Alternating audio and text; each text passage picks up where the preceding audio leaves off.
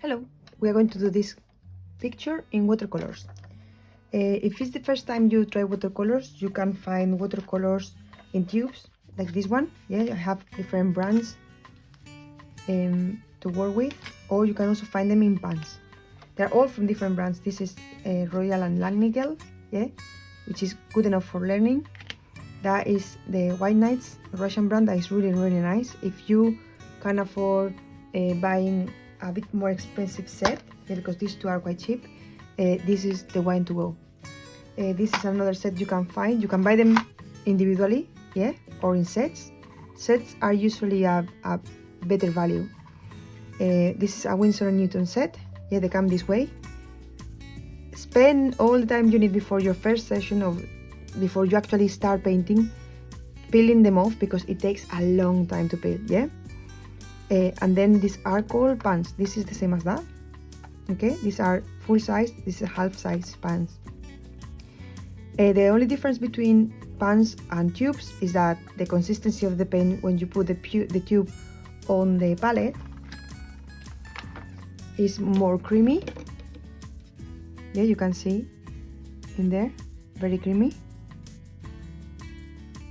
But when you use the paint here, yeah, you just have to go in there and insist a little bit with your brush before you are able to take some color out. So that's the only difference. So if you want to use thicker amount of watercolor on the paper, tubes will be the way to go. So you will be using them almost like gouache. But normally this should be fine. What I do, I buy tubes and I put my tubes on my palette, yeah? And then eventually they become pans. So for me there is no difference. I use watercolors a bit more wishy-washy. If I want to use watercolors slightly thicker, I then move on to gouache, because I can play with this consistency quite a lot with gouache.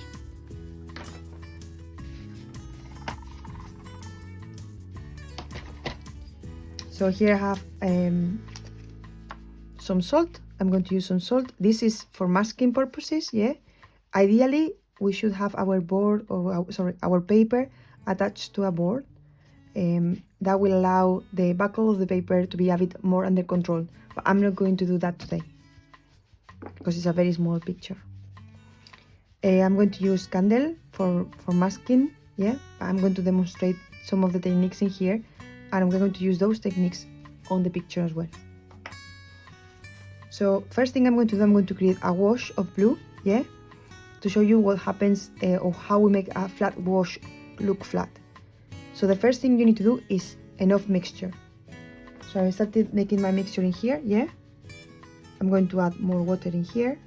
With watercolors, normally we use the white of the paper as your white. So that means that you will use water to make the color more transparent, and therefore it will become paler. Sometimes it's good to have a piece of paper next to your painting where you are going to make the painting. So this is my trial paper. This is the watercolor paper I'm going to use later on.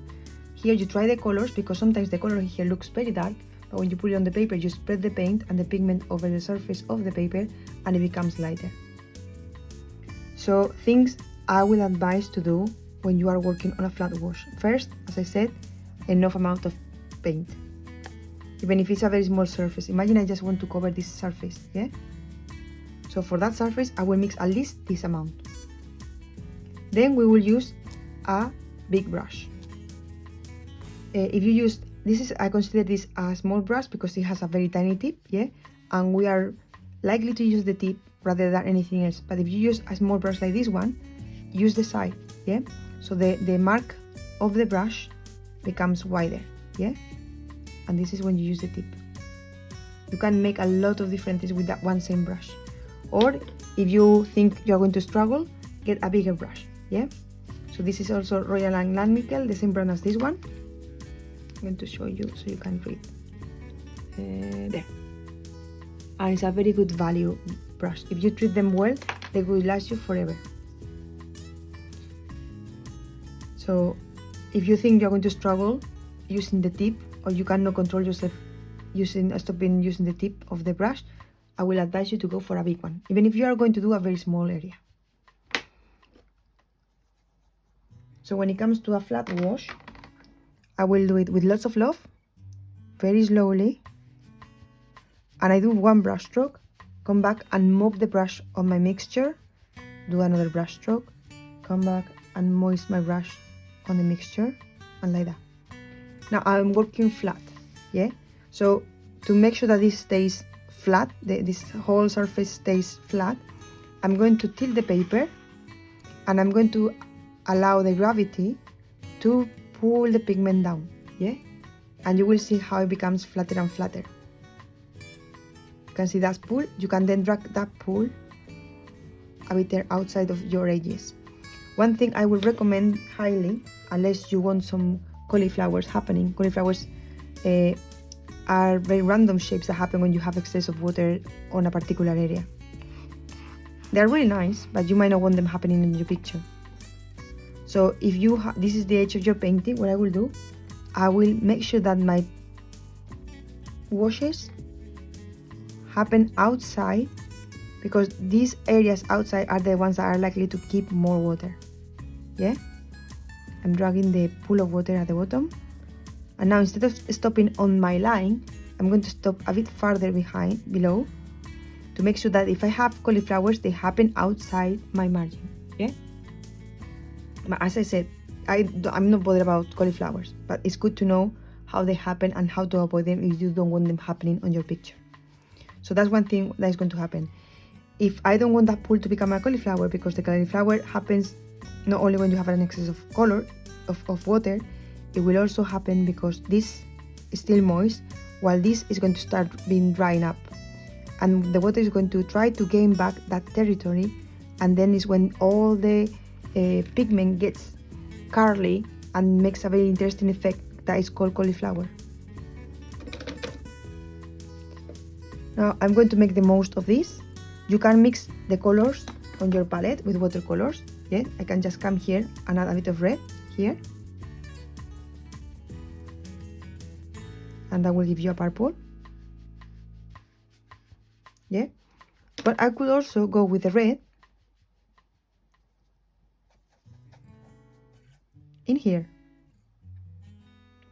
That is called wet on wet. Yeah, so when you do wet on wet, the density of the colors, the amount of pigment against water, has to be the same on the color underneath that it is on the color on the top. If not, what is going to happen is this. If you want that kind of blending, is the first color has this amount of water, which is a fair amount, but now I'm going to add the blue on top, but my blue is going to have plenty of water.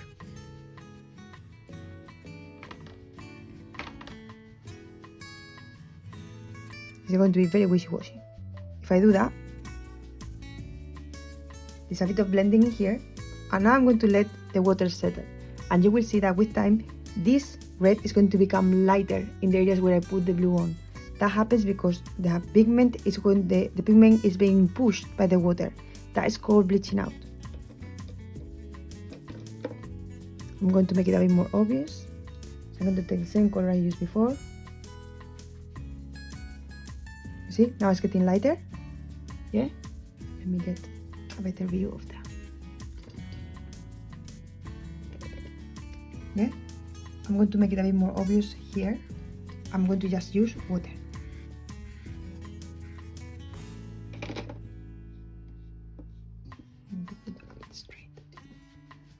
So they're just dropping water, which is a very interesting effect. Yeah, those are kind of cauliflowers. It's still very wet, so it might change later on. If you try to modify that, you're going to get lots of patches on your watercolor, so it's better to let it dry and then do a wash on top. So you can allow the colors to blend like we did in here, yeah, to change to mix in there. You can mix them on the palette like I was doing in here, mix them in here and then put them back in here. You can play with the bleaching. See, this is the different consistency of mixtures. So although I had a blue in there, see the pigment is being washed by the amount of water. That is a bit more obvious in here. Or what you can do is also, maybe, if you want, it's one of the options, you could also glaze, yeah? Watercolors are about transparencies. That's why we use them. If you don't want transparency, you will use either acrylic or gouache. So I could go with the red. I want a purple. I'm going to go with a red on top of the blue. There you go, a purple, yeah? So this is another way to mix them. So you can mix on the paper, you can mix on your palette, or you can mix by layering up, yeah? When I say on the paper, I mean wet on wet. If you are doing a wash and you are halfway through the wash and you realize that you didn't mix enough, do not panic. What I will do is, imagine I put these few brush strokes in here, and then I realize I don't have enough mixture of this color to carry on. I want to keep my water in here so you can see what I'm doing. I will wash my brush, remove the excess of water like this, just like that, yeah, and drag the pigment down like this, yeah.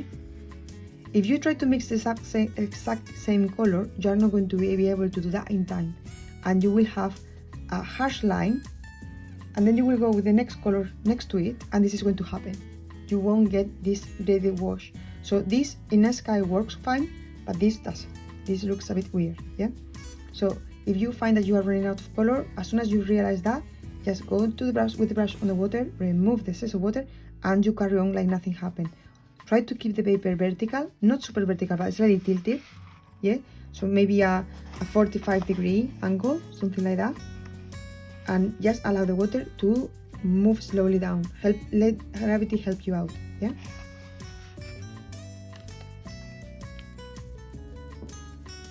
If you are working in two different areas, so maybe I want to do a line, for example, we have a lot of stripes on this one, yeah? If I am doing the stripes in here, and this area is still wet, before I put my next color, imagine I'm going to use a yellow, yeah? If I let the two colors touch each other, they're going to run into each other, they're going to blend into each other, you see? They mix. So if you don't want them to touch each other or to blend into each other, you just need to keep a bit of white in between, a bit of dry paper in between, because watercolor will only go where there is water, yeah?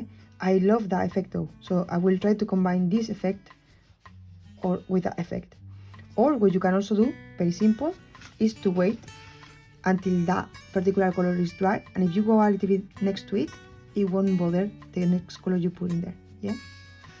So I'm going to do it right here, yes, because the blue is dry. It doesn't matter if I put the yellow next to it.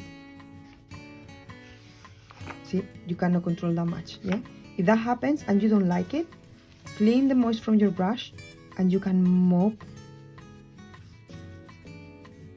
whatever you don't like. You can lift quite a lot with watercolor. It's quite forgiving.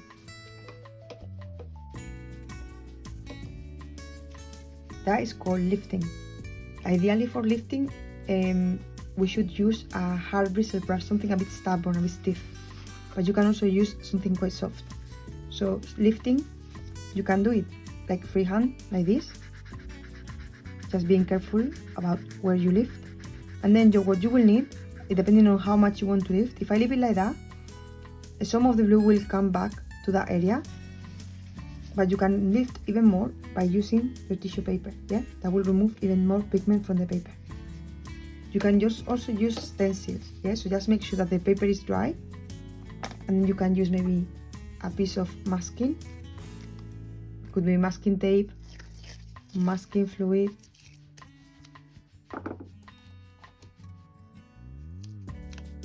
You can do like this. For example, let's try in a color that is dryish. I'm going to try here.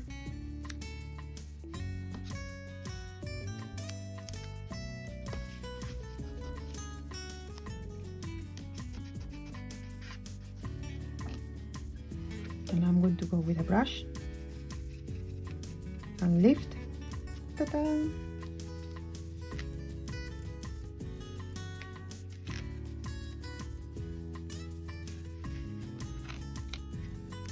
Yeah, and you can lift the shape you want.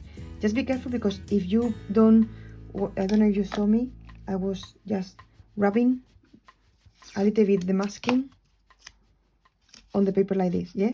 What I'm doing, I'm trying to make sure that the paper is all the edge of the masking is touching the edge of the paper, so no water goes underneath. And even though I did that, some of the water went through. You see, you can see that the edges are a bit lighter now. It's because some of the water went in. When it comes to know how dry the paper is once you have done a wash of watercolor, you need to do that. You need to check with the back of your hand. If it feels a bit cool to the touch, it means it's not completely dry. Yeah, so just let it dry before you go on top of that, because otherwise you will get a lot of patches happening on the picture. What else can we do? We can do spattering. Yeah, we can do spattering with a brush like this, or we can do spattering with a brush like that, hitting the finger. Yeah, they are both different. Yeah, you can also, this is doing it with lots of love. You can do it a bit more aggressively. Yeah, that will look amazing on a wave breaking against the rocks. More things we can do. We can play with masking techniques. We did the masking here to reserve a color. Yeah, but you can also use masking to reserve a color, to lift apart with a stencil.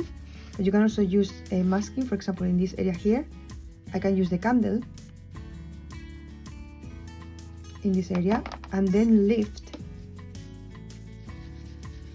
and the candle is going to protect the color. Yeah, although usually it is used to create lights. Yeah, but you don't have to use it only on white paper. You can see that you can use it to protect colors, like I did in here. I'm going to do it again, which is really nice. C.J. Sargent did this a lot, and it's amazing. It's a very nice, very interesting effect. You can also use salt. So, for example, I'm going to get another wash over here.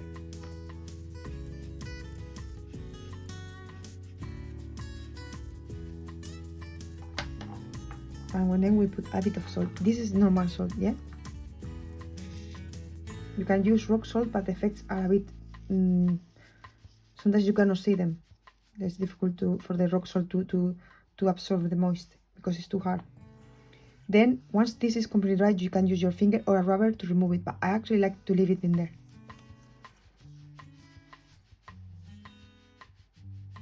Although this effect, you can also create a very similar effect with spattering. You can also do a spattering with a toothbrush, yeah? The spattering will change. It's quite similar to it's a bit finer to the one we use with the brush, but it can change depending on the amount of water you use. Just experiment to see what happens. Or another effect that is quite similar to spattering is a sponge, yeah? So just sponge. You can go with the sponge on the paint, yeah? And then you just print, yeah? You can also use shapes of the sponge. You can make them into a particular shape, and you will be able to print that shape on the paper. What I would advise is, whenever you put paint on the sponge, before you actually go into your painting, because you don't know how much water you've got in there, I will try on a different piece of paper before you go into your painting, yeah? Just in case you have too much water in there. And that's quite an interesting effect as well. It's not far from the spattering effect, yeah? So it's a matter of just maybe getting rid of the excess of pigment or the paint, yeah? And that is quite close to the effect you can get with the spattering or with salt. And I think that's it. Maybe we have other effects happening, but I will mention them when they happen or when I make them on the picture. If this is the first time you try watercolors, it might be worth writing here what you were doing, yeah? So here is braided wash, wet on wet with water, etc. So you don't have to write them down and then study them, but by writing them down you might put this away and still be able to remember a bit more what you did in here. So I'm going to start working on the picture. I have moistened my colors, yeah, my palette, and I'm going to start drawing this blanket on a chair. I think it might be a chair or a ladder, yeah? So you can draw with graphite or you can draw with a color pencil if you prefer. First thing, we create a shape, yeah? A rectangular shape.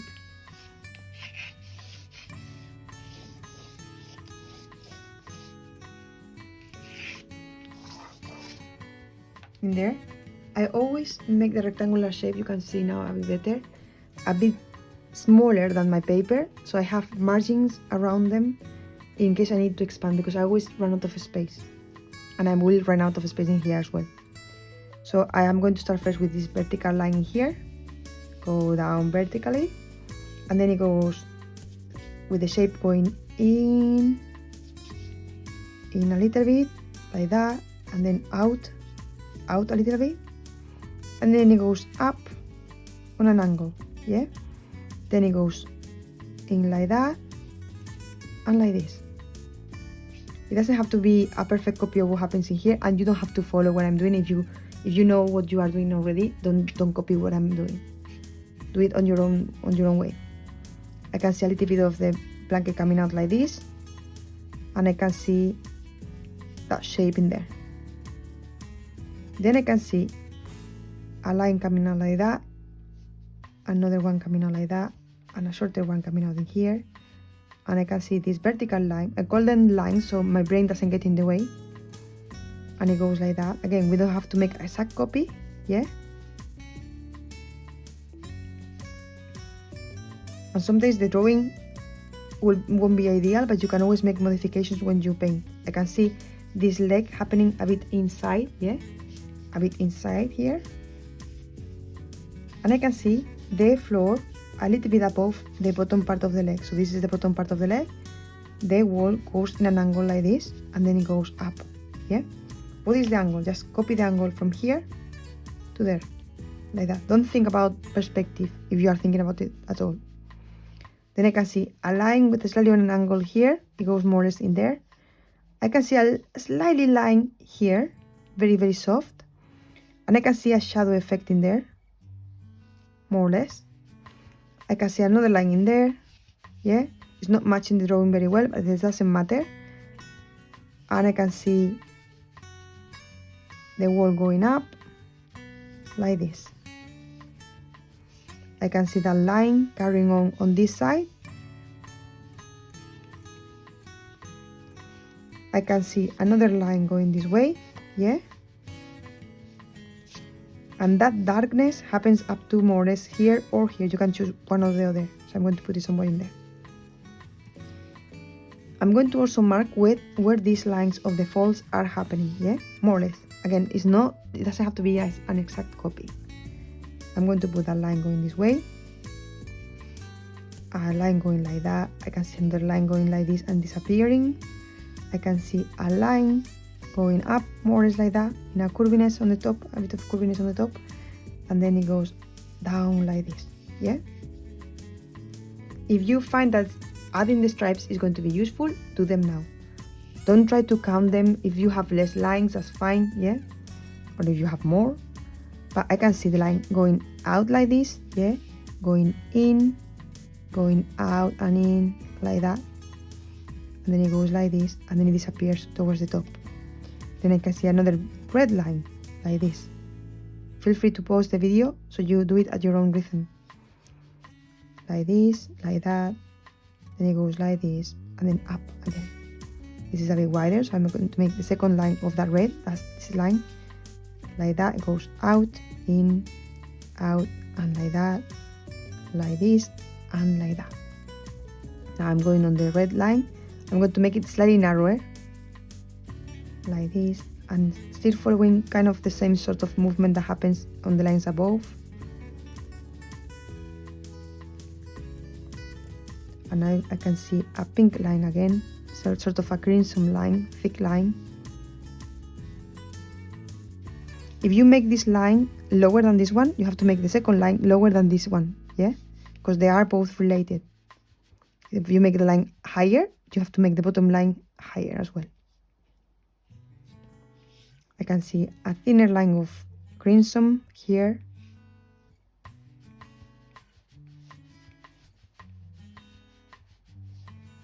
You can see a green line here, going in, out, and then it goes like that. This time it changes slightly here, up. You can see a line, very fine line of yellow.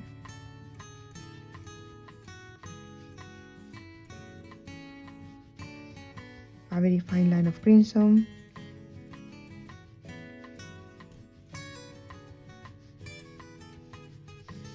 The green line again, and the bottom has a line of blue. I'm going to add the line of blue, but if you feel that you need it, just add it.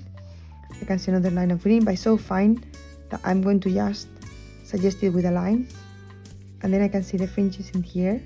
I'm going to mark them down in there, yeah, very faintly, something like that to start with, yeah. Here, what I'm going to do, I am going to mask the fringes out because I have done this picture a few times already, and I always mix them up. But if you mix them up, what I did in the other pictures, in the other paintings, what I did is just, instead of making them white, I make them pink, yeah? So there's always an option. Although I show you first this candle, when it comes to doing very fine detail, I will either use a verde candle, or I will chop the candle I'm working with, this one, to get a very fine edge, yeah? If this is the first time you use candle, it's good to try first what side of the candle is going to give you the thinner line. Here, I think that might be a bit too rough, so I'm going to just add a few marks in here without being too fussy. And because I don't see any marks I'm doing with the candle, because it's very difficult to see, I'm not going to insist. If you insist, you might end up with a very big chunk of white that you will be not able to cover. Now I'm going to add a bit more sky here, because I think this line is a bit too close to my picture, to my blanket, and I'm going to leave the one like that for now.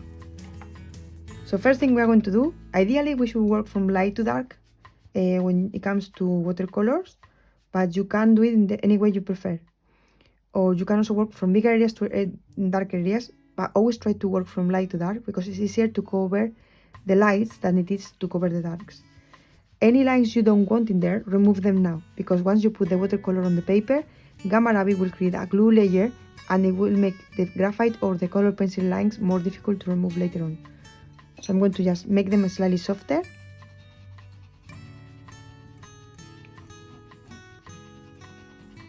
Some people have said to me that when they use the rubber on the paper, this rubber makes the paper behave slightly different.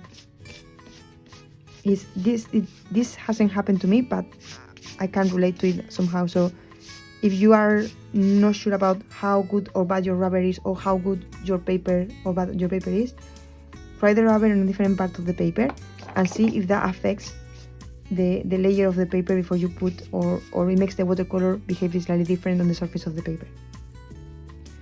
So the first thing I'm going to do, I'm going to prepare a blue for the sky. For the sky, cobalt blue, cerulean blue, or ultramarine blue are the best blues for sunny skies. So I'm going to use cerulean here, the ones I used also to make the purple before, and I don't want it to be super dark. So when I want to make it lighter, I'm going to make it lighter by adding more water. I'm going to always check your colors. I'm going to make a slightly bigger amount, yeah. I'm happy with the color, but I need more amount. Remember that you can also use a spoon to add water quicker to your mixture so you don't get bored. I think I need more. A bit more. It's always better to have extra. I'm going to try now. Perfect. A bit more. Let's see. Too pale. Take your time when you are mixing. So I think that will be enough. And now we're going to do negative painting. That means I'm going to work around the shapes. I want to keep light. So I'm going to go with the blue. Very slowly, without being too careful. A few brush strokes, mop again the brush. A few brush strokes, mop again the brush. Always remember to go outside the margins of your picture.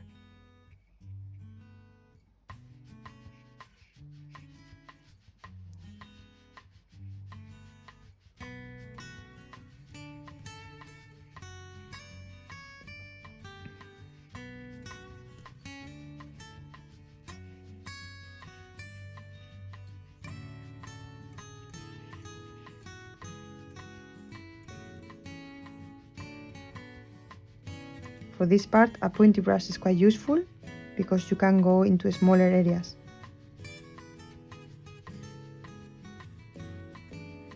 But if you're using a bigger brush, it's also a good exercise to learn how to control your brush. Now I don't want cauliflowers happening, or if I want them to be very subtle. So I'm going to push the water out on my picture by keeping it tilted. Here, the watercolor cannot come out, yeah? So what I'm going to do, I'm going to remove the excess of water of my brush, yeah? With a tissue paper, yeah? I'm just cleaning my brush a little bit. And I'm going to use my dry brush to absorb a bit of the pigment in there. And same here. Yeah? So now I'm going to leave that in there, so you can see the pool of water building up on the edge in there. Now same thing, I'm going to just remove the moisture from my brush. I'm going to just clean that up.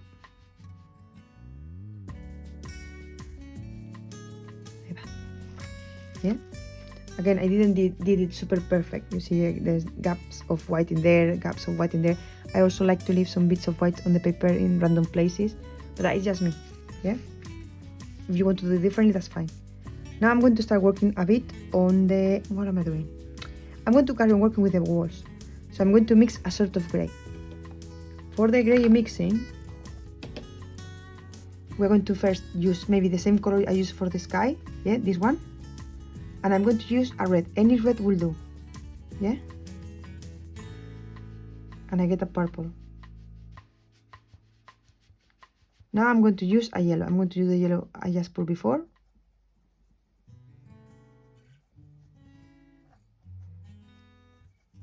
I'm going to check the color. It's quite grayish. I prefer it to be a bit bluer, so I'm going to add a bit more blue on it, yeah? Sometimes you do the mixture and you don't get the colors you want. Instead of keep adjusting the mixture, you can try a few times, but you still struggle and you don't get the colors you want, what I will advise you is to start from scratch, because sometimes you can end up with a very big pool of water of color that you don't like and you cannot use on your picture.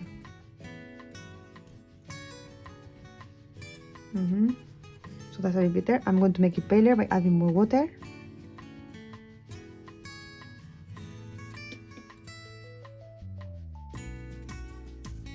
A bit more water. A bit more water. Remember, you can do, oops, I have a bit of green in there. Let's see what happens. Okay, I'm going to leave that. So I'm going to use this color on the wall. I put it in here now. I don't want this gray to go into the sky because it's moist still. So I'm going to just leave a white margin. So that means leaving the paper in between the two colors.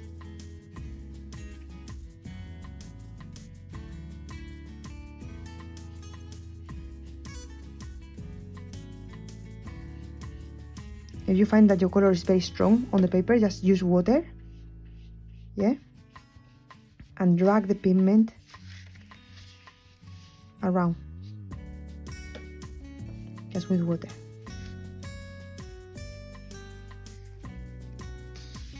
Your brain knows that this is white, this leg is white, but don't trust it. It's not actually white, it's in shade, yeah? And this white is darker than this one, yeah?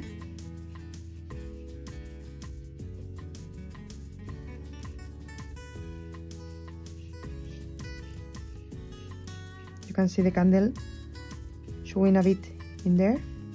So we'll go all over the background there.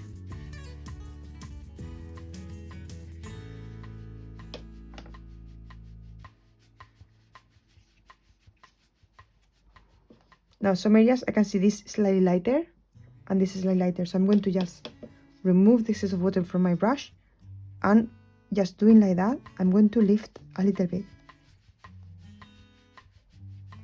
And the same here.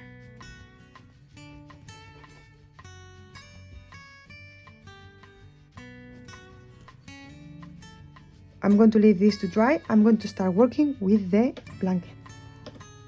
So again, we should try to work from light to dark, but in this particular exercise, it doesn't really matter.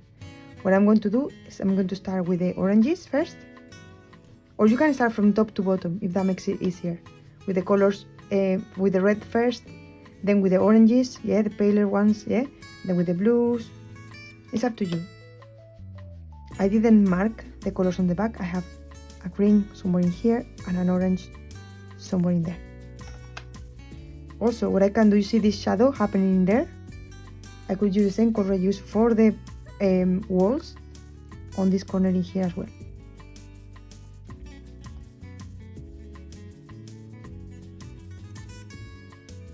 There you are. I'm going to start with what I use.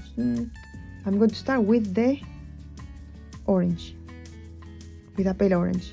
So I'm going to take yellow and then a touch of red.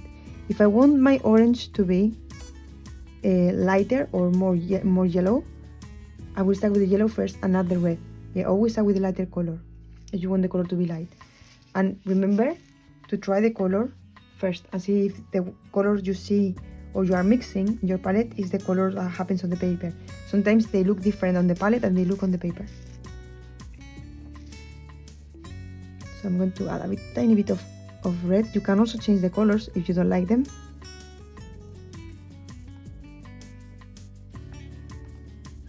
Let me show you so you can see what I'm doing here. A bit more red in there, yeah. I think I'm going to use that one. A bit more water.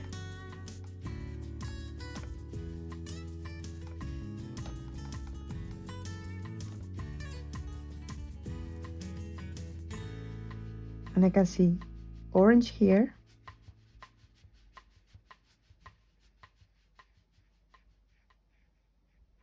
If your sky is still dry, still moist, try not to get to the edges. But if it's still dry, you can just relax.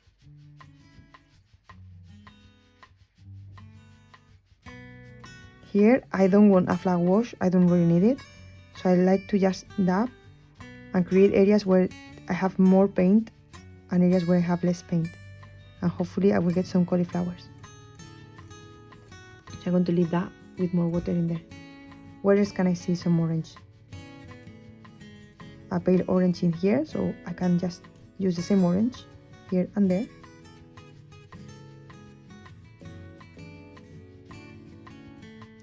Again, if you have more lines or red or less lines, just play with the colors slightly differently.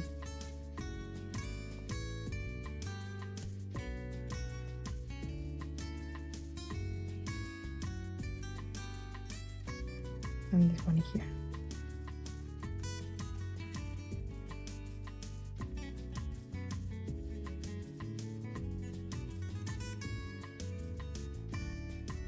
This one I'm not mopping back to the color because I want this orange to be paler.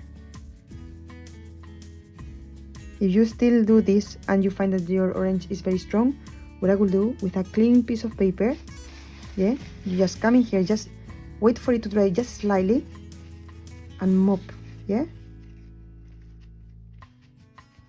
Yeah? When you do that, you have to be careful because if your tissue paper has a bit of color, you can put some of that color back onto the paper, yeah? And it can be quite annoying if you don't want that happening, of course. This is orange again, and this has a bit more color, so I'm going to just make sure I have plenty of paint on my brush. If you come out of the edges, it doesn't matter.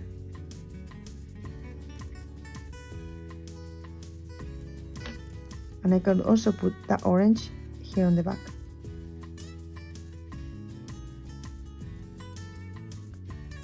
And then I'm going to put some orange at the very bottom.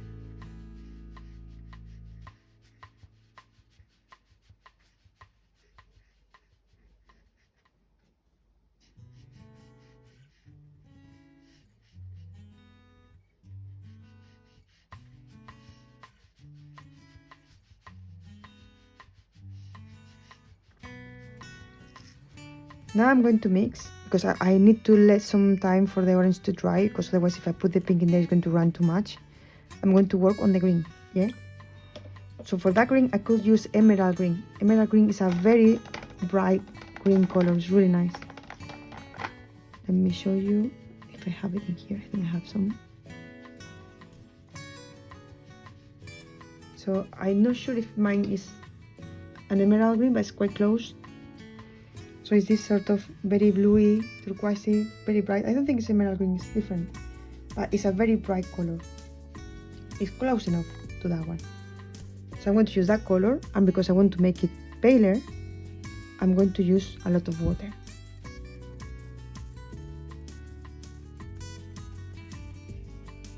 Maybe not that much water. There you are. I'm going to use the green here and also there. So I'm going to start here. If you don't want the red you put in here to interfere with the green, leave that white. Because if you put the green all over, you cannot expect the pink or the crimson in this case to be very clean looking. The same with the green. If you want the yellow. If you want the yellow to be very bright, don't put green on it, because if you put the yellow on top of the green, the two colors are going to mix. You won't be able to cover it up.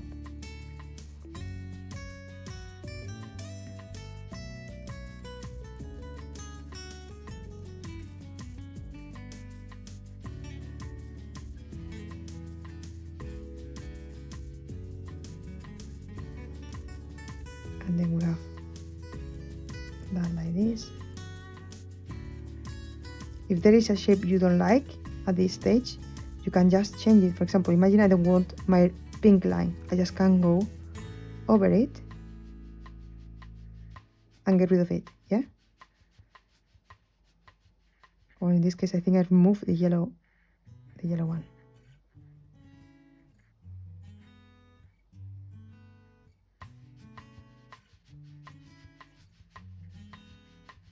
Now where else can I use this color?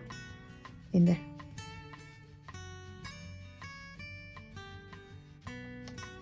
If you find you have too much paint on your brush, go on a piece of paper and remove the excess of paint, yeah?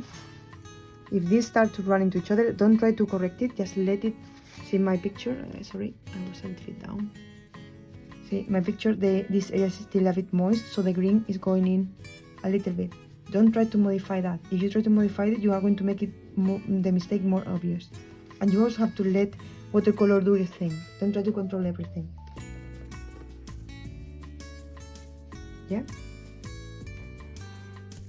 Now I'm going to allow this to dry a bit more. So what I'm going to do, I'm going to work on the shadows happening on the picture. So these shadows, see those darks in here, those darks in there, yeah, those darks in here are a bit darker than that. Yeah, this line here is a bit darker than that. You have also some darks in here. I don't think I will do all these different grays in here. I will just keep it simple to start with, and then decide whether or not I want to add different values. That means different sort of lights and dark grays. But I'm going to start just working with the shadows I see on the picture. So what I'm going to do, I'm going to use the same gray I used before. So again, I'm going to mix with the cerulean blue. I have a bit of that gray in there, but I'm going to start from scratch to remind you. A little bit of red, any red will do. And yellow. I have gone a bit mad with the yellow, so that means I need again to go with the blue and with the red. Let's check. A bit lighter. If you use the exact same color, it will look darker because you already have a layer of color in there. So it's not the same adding this color on top of white paper than it is adding it on top of a colored paper. So I'm going to go with a line in here and there. Oops, it went there. Don't try to correct that, just let it be. I'm going to go and make this area a bit darker here as well. Here, because I don't trust my masking with the candle is just to help me out, but just in case I don't trust it 100%, I'm going to just do very small brush strokes going like this.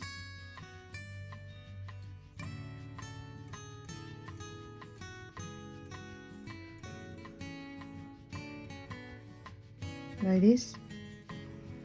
I can see this area in here a bit darker.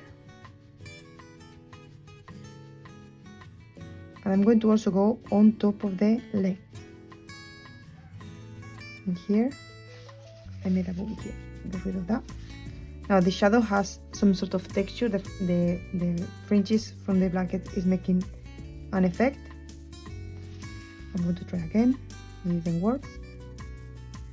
So I'm going to try to create that effect on the shadow as well.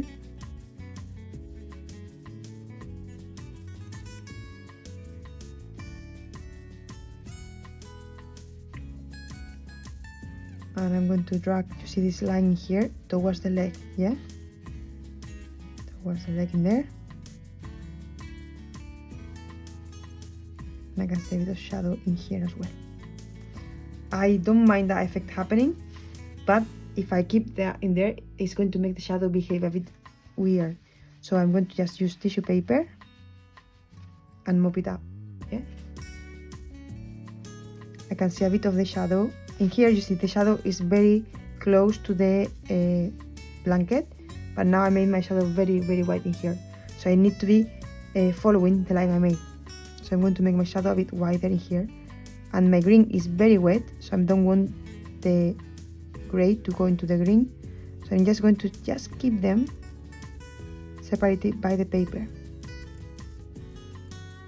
I'm going to make my shadow in here. Yeah, I can see this line happening also on this side, and I can see a line of dark in here. That might be a bit too dark, so I'm going to just let it dry a little bit and mop it up. Where else can I use these shadows? I can use the same gray for the shadows on the frame of the ladder, but I'm going to make them slightly different. I'm going to make it a bit more purple. So I'm going to take the same gray, yeah, I used before, but I'm going to add more red and more blue to it. So the shadows are a bit different from the shadows on the walls. So I'm going to come in here, careful with the areas I have painted it. And I'm going to paint the bottom part of the horizontal lines. By now the sky should be dry, yeah? Here I think my green might be a bit wet yet, yeah? So first I put those, then I'm going to just drag the shadow like this. Only on the left side of the ladder, the vertical line in there. I'm going to add a bit of this new purple here as well. And then what I'm going to do, I'm going to just create this curvy shape at the bottom and drag some of the shadow down.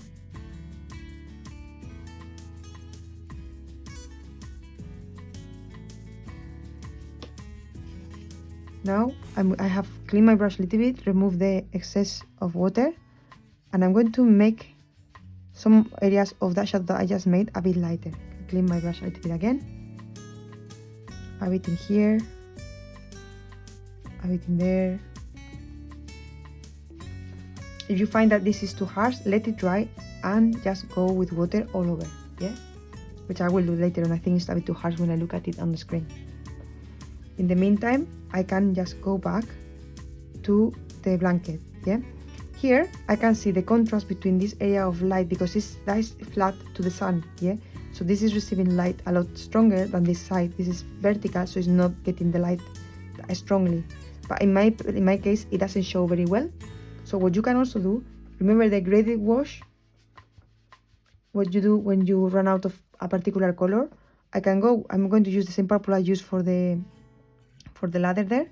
I can just put a bit of that in here, and then just with water, drag it out. And that way will give me a bit of contrast. Just make sure that you don't touch the gray you just put in there, or you do this once this area is completely dry. So you can play with contrast. If you cannot lift, you can just add darker areas against the areas you want to make look lighter to create that effect of contrast. Yeah, now that looks brighter, but I didn't lift anything else in here. That one was a bit too harsh, so with the tissue paper, I mopped too much. A bit lighter now.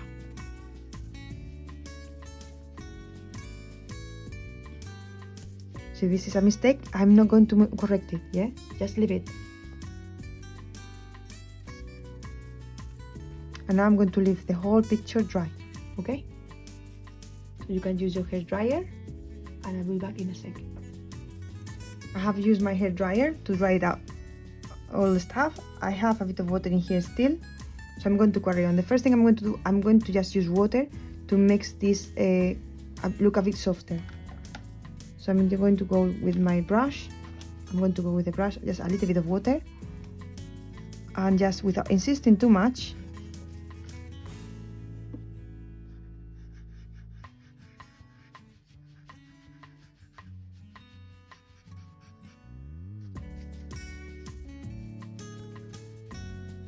like that, no more than that, okay? So now that everything in here is dry, yeah, I do like the effect of the gray I put in here too close by mistake into the green, and the two colors running into each other. So if that happens, do not try to correct it, because sometimes you make it show even more, yeah? So I'm going to get just a bit closer so you can see. It's quite nice. I do not like that one so much, so what I'm going to do is try to lift it a little bit and put back some of the orange. So just with a brush, with water, remove the excess of water,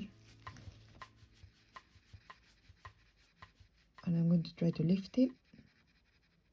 You have to go back to the white of the paper, remove the pigment.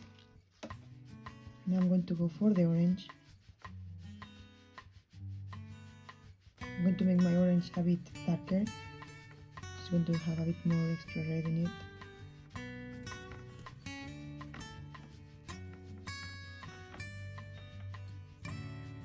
Always check the color first. Let me show you. A bit red.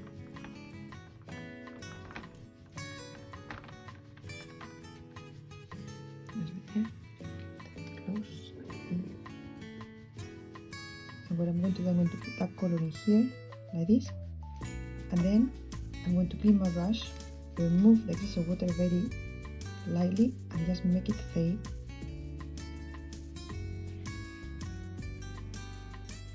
Towards the other side.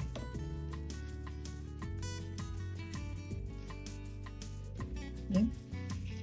If you just leave the lamp or the color, the new color you put in there to cover the green, the new orange, and leave it as it is, you're going to have a very strong patch of a color on top of another, so it won't look nice. So you always try to make it bleed into the rest of the color along the way.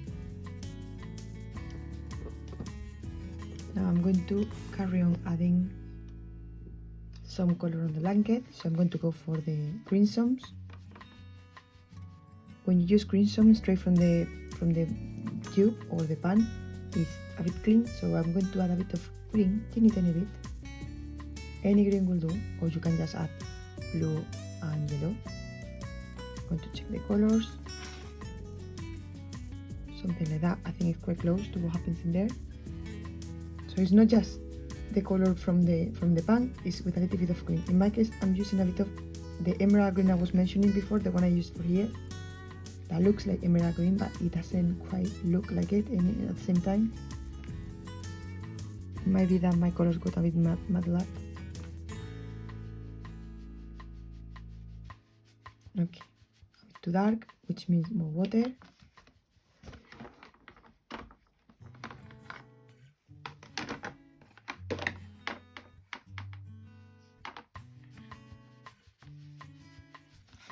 And check again, that's better. So now I don't have to be that careful. Well, maybe here, yes, because I just put the orange in there. So I'm going to just forget about that a little bit, about these two areas in here. And I'm going to put the pinks here.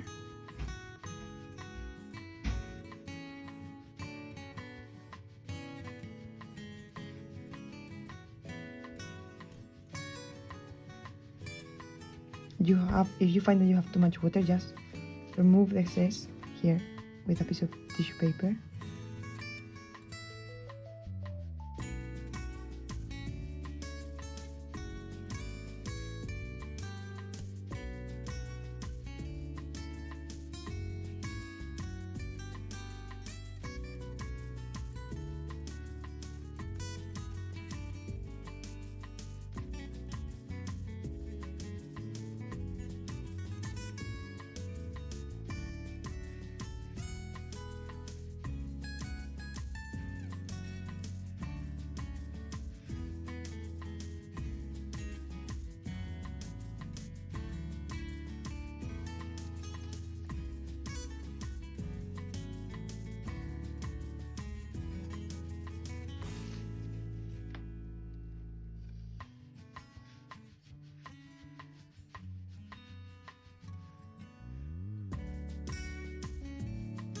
You don't need to be too careful. If the color goes above the green, that's fine.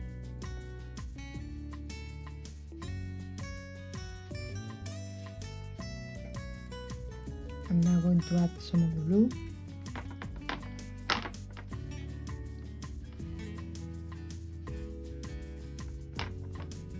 I'm going to use the same blue I used for the sky, this is Indian blue, but with less water. Let's check.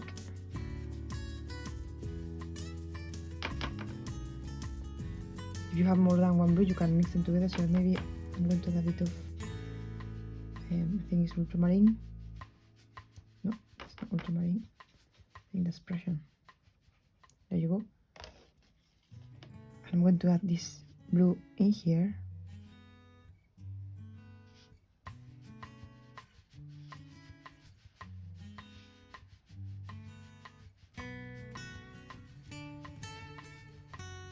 And in here. Just be careful if you are working on this area and then you are planning to go up. Be careful because you can touch with your hand the paper and smudge it all. Yeah.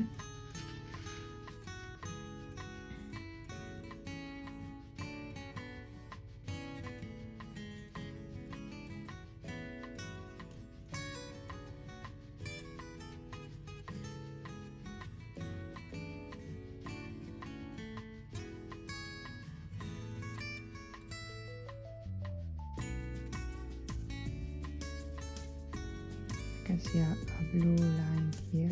Just be careful not to touch the orange because the blue will run into the orange and that's difficult to clean.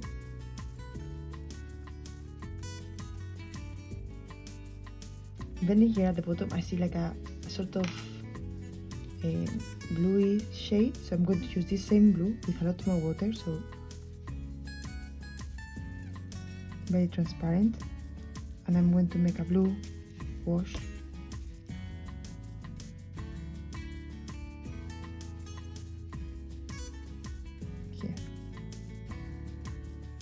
That will help me separate the leg from the ladder from the wall.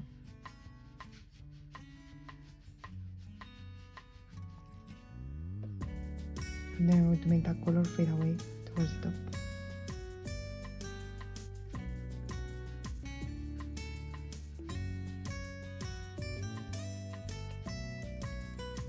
Now what I'm also very tempted is to get a bit closer to the blanket in here. I'm going to use the same grey I used before with a bit less water, so it's going to be a bit darker. And then sometimes we forget that we can rotate the paper, so I will be very uncomfortable doing the line this way. Yeah? So the most comfortable way for me to do it will be rotating the paper like this and moving it like this. So find the position that you feel more comfortable with and do that, because otherwise you can get marks where you don't want them because you cannot control the brush that well on that particular position. Just like that. And just a bit of water to make it softer on the edge.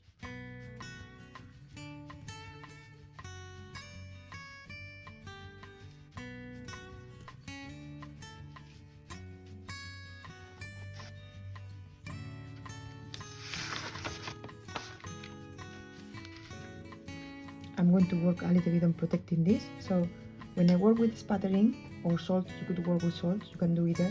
The effect of salt once the watercolor is dry is really nice. You can, now I'm using my finger like this, rubbing, yeah, and you can see the effect you get without the salt. It's quite nice, yeah. So I sometimes like to leave the salt on the paper, sometimes I like to remove it, depending on what effect you are after. If you don't remove it, it will eventually fall, but it can get stuck for a very long time. So what I'm going to do, I'm going to find a paper or something I can use to protect the top of the picture. I don't want the watercolor or the spatter to go. So sometimes what I do, I use this, yeah.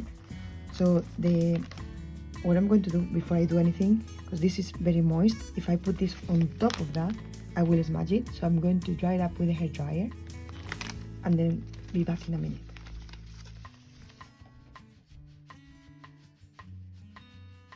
So this is already dry.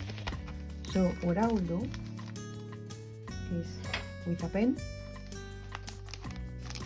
I'm going to first cut this up.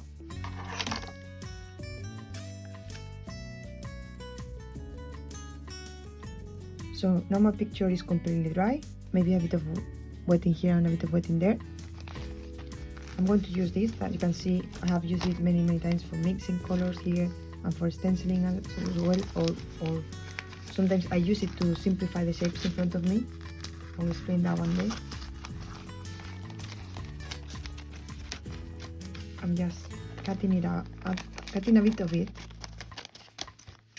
So sometimes, most of the time what I do, I just cut random shapes of paper. I have plenty of paper here because I paint, I play a lot with paints. But if you do it like I do it, sometimes you struggle to cover it properly, yeah? I personally don't mind it. If the spatter goes somewhere you don't want it to go, you can always use water to get rid of it. I will demonstrate also that. So then, but if you mind more than I do, you can just take something like this, draw the area where you want the spatter to go, something like that, and I want the spatter to go up to here. I want to protect the leg,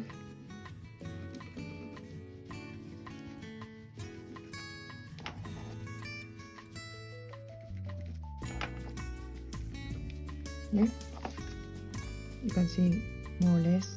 Let me show you here, yeah. So I'm going to cut this out.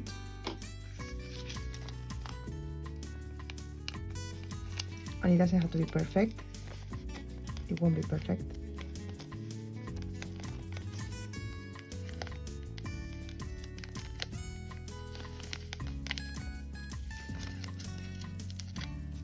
And then I will use that to protect this.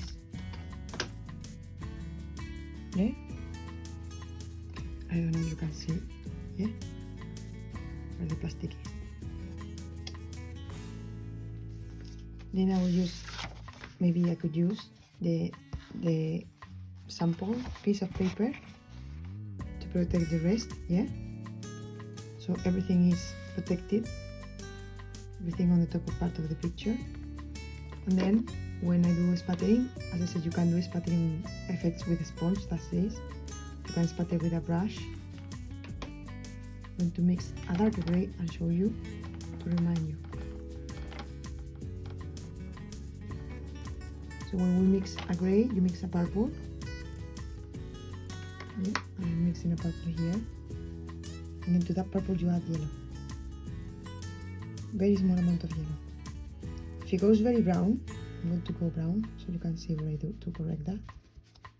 So that means I have added a lot of yellow to it. So you go back to the blue and to the red. So I'm going back to the purple again. I went a bit too far with the red now because my paints are very moist. I again have a purple. That purple has a lot of red.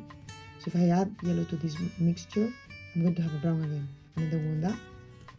So I add extra blue. And then again I go for the yellow. And I'm going to be a bit more careful now.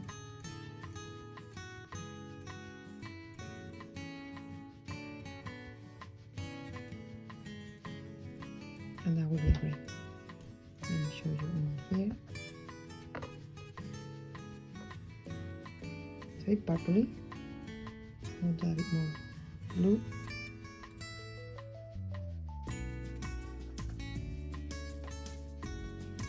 But most of the time what I do is all these corners in here, I can go with this here and put it in there, and that will help me to get the gray quicker, yeah? So that's why I say don't clean your palettes too well. Keep the corners at least dirty. This way you can keep the colors clean when you want them to be clean, and you can use the dirtiness to help you out with the grays later on. Let me see. That's a bit better. So what I'm going to do, I have added now a bit of water to make it a bit paler, and this is the pattern, yeah? You can do it like that, or remember you can also do it like this, whatever you prefer, or both. It doesn't have to be one or the other. So I'm going to spatter first like this, and that will make it look like the gravel. Gravel is a bit regular, so don't spatter too strongly. Do it with lots of love.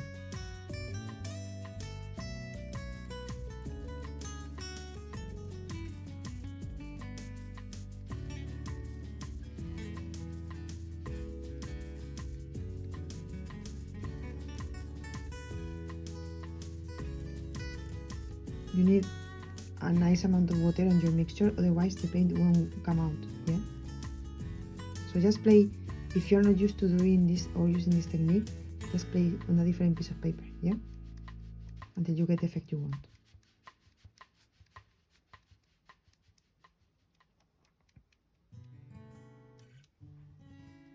I think I'm going to leave it now. You can also spatter with different colors. Let's try with a bit of maybe orange. Why not? A bit of orange in there. I didn't clean my brush, so my orange mixed with the grey I had before. It's very difficult to see on the screen. Okay, so this is the effect in here. You can see the orange a bit showing in there mixed with the purple. So what I'm going to do now, at this stage I might have gone a bit too far with the amount of spattering, but I did that on purpose because I want to show you what you can do if you go a bit too harsh or you add too much. So what I'm going to do now, I'm going to let it dry. When you remove the stencils, be very careful because sometimes you can smudge the spattering, yeah? So I'm going to drag it up, and this is the effect of spattering, and see how it works with the rest of the picture. That's nice. Yeah.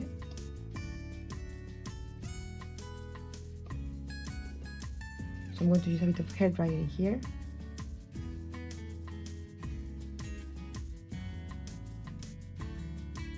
So this is already dry now, yeah? So what I want to do, imagine you think that's a bit too harsh, which I think is a bit too harsh. So what you can do is, once it's dry, you can do this before it dries, but if you do it before it dries, some of the spattering might disappear completely, and I don't want that. So I'm going to just use water to make it a bit softer looking.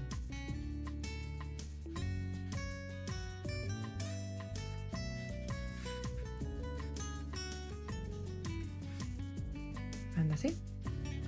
If you want to remove some of the pigment that I am spreading out, you can do that at any moment. Just use your tissue paper like that, and you will remove the pigment you are dragging out from the spatter, yeah?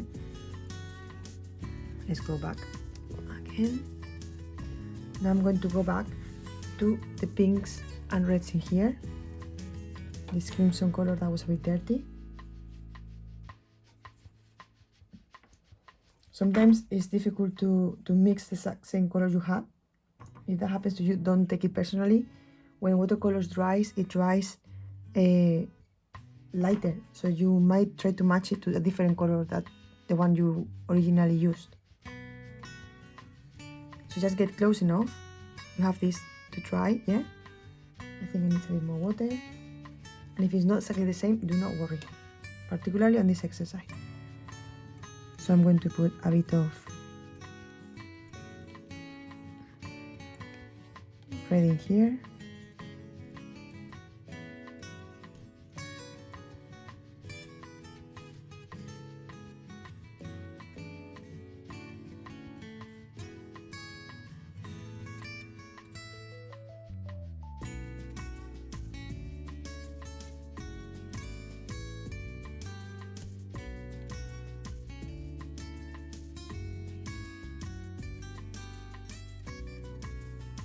and I'm hitting here.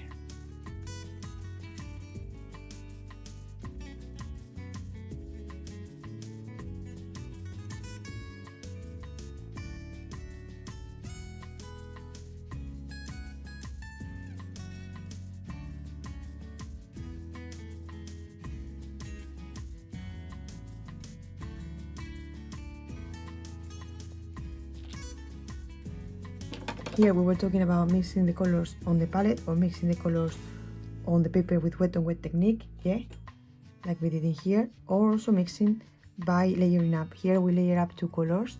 Let me show you. I want to make it a bit more obvious again because I went over it. So if I take any color and I do it like that, you see this color on top of white paper looks totally different than it looks on top of a blue paper because we have put blue in there. So you have to take that into account, that you work with transparencies and with glazes. So the color you have underneath will affect the color you put on top, yeah? So I'm going to use that technique in here, yeah? So we have a bit of yellow in there. I just ate a bit of yellow, it doesn't really matter. I'm going to just take yellow. And this yellow won't look as it will look on white paper, obviously. So you can see the yellow I'm going to use. But of course, in here I have the green.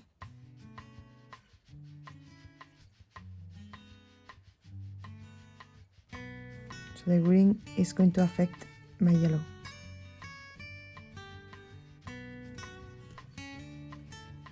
And I'm going to let that dry.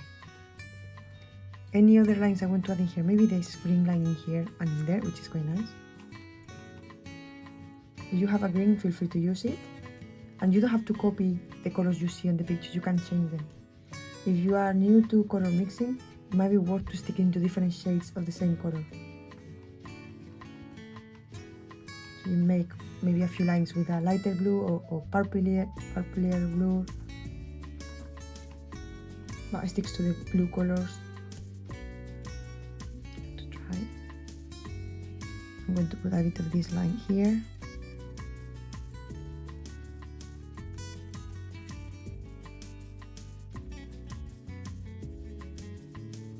A bit of that line in there. With a being too careful. It's a bit too straight that one, but it's okay. I know. I'm going to just do it again. A more curvy line. That's perfect. Okay. So now I'm going to let it dry once again. Yeah. We'll use the hair dryer. So now that is all dry, yeah. I am very tempted to still see. You remember I had still some issue with this light. I thought it wasn't strong enough, and I made this a bit darker. I think I'm going to do another wash on the top area to create a bit more contrast in that particular part of the wall. So I'm going to use again the same gray, a bit too dark. So just water now.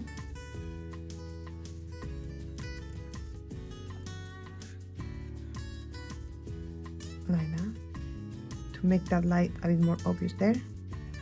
And maybe I'm going to use the same wash as well in here, because this wall and this wall are connected, yeah. Actually that one is also connected, so I should go everywhere.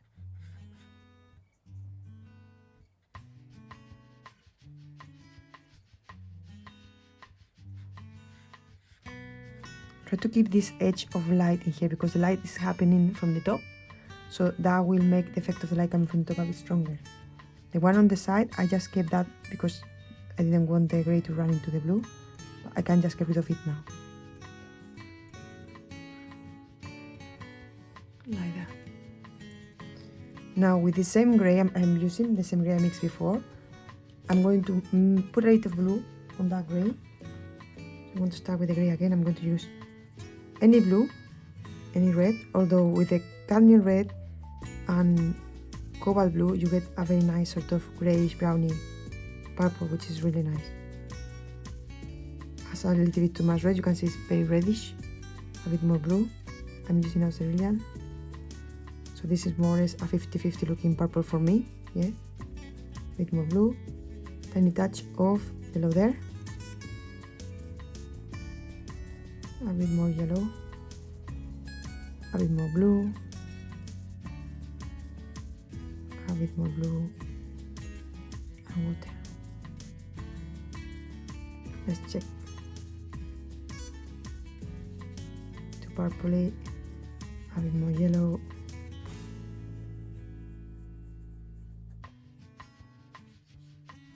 That's more like a browny grey. I'm going to add a tiny bit of blue because I prefer bluey greys. But that's just me. You don't have to choose the color I choose. We all like different things, so that's good. Let's check. So that's more the color I like. And what I'm going to do now, I'm going to make it very wishy-washy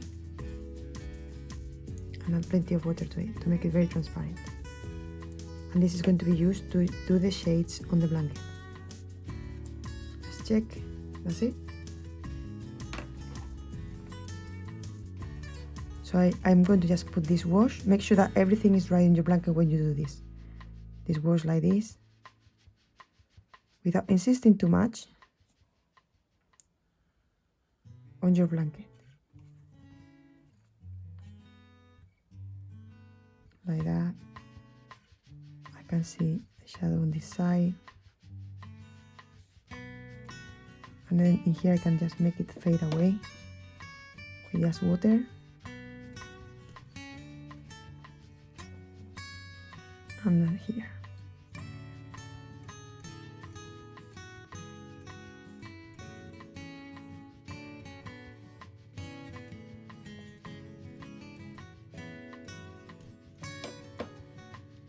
Again, that might be a bit too strong, so just with water, I'm going to make it fade away just slightly. Particularly on this one. Without insisting too much, because if you insist too much, the color from underneath is going to start moving like it happened in here, particularly the colors you just put today. If you can wait a couple of days, or maybe at least one day, between the drying up and the adding of the shades, that would be great. And now I'm going to put the shadows on this side as well.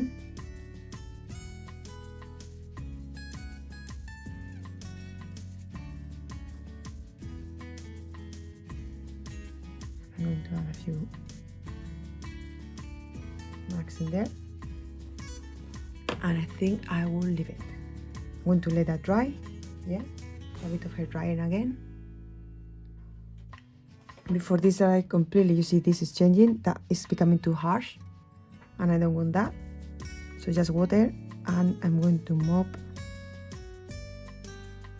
the excess of watercolor from that area.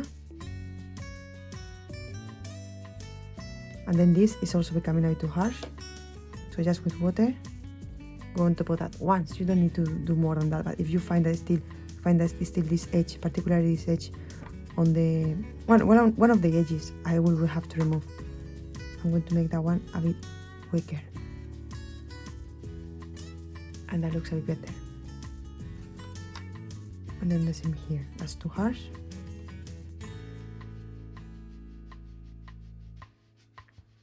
You could do this with a wash of one color like I did, or ideally, I think it will look even better if we just make a slightly darker color of the ones I use in here, or even the same color we used before. You can just go on those areas and go with the green again. Yeah, it's a bit more tedious and you have to match the colors slightly. Yeah, but it will make a slightly different effect to the ones we got with the shades, but both are fine. And now I'm going to check how this really looks. So one thing I will always advise to have is 2 L shapes to mount, yeah? Or you can just use paper from your printer. I always sometimes use 2 L shapes cut from my papers from the printer. And we put it like this. We get rid of all the mess. And you can see how the picture really looks. Yeah? Sometimes we think, because we watch it with all the mess around it, we think it's not finished. and it's good to just clean the edges a little bit, because this is a lot nicer than this, with all the mess around it, yeah?